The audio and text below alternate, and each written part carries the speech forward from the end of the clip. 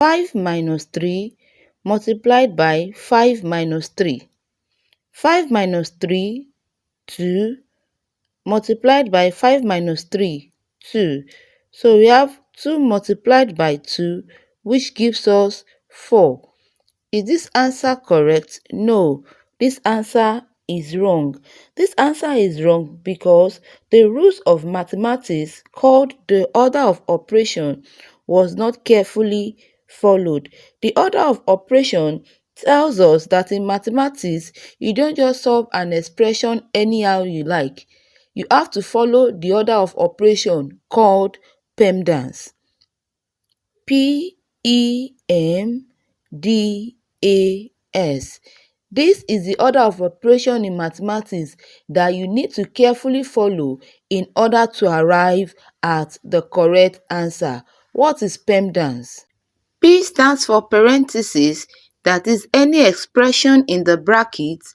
E for exponent, that is any number that has raised to power or root on the number below it. M for multiplication, for example 4 multiplied by 2. D for division, for example 3 multiplied by 1.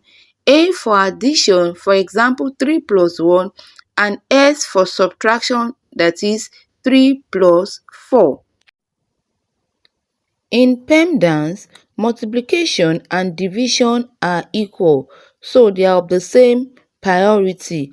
Likewise, addition and subtraction, the both of them are equal, so they are also of the same priority. Then in an expression, when you have multiplication and division together, or division and multiplication together, you move from the left to the right depending on the sign that comes first. If multiplication comes first, then you start from the multiplication. If division comes first, then you start from the division. Such rule also applies to addition and subtraction. So let's solve our question using the order of operation. Our question again says 5 minus 3 multiplied by 5 minus 3.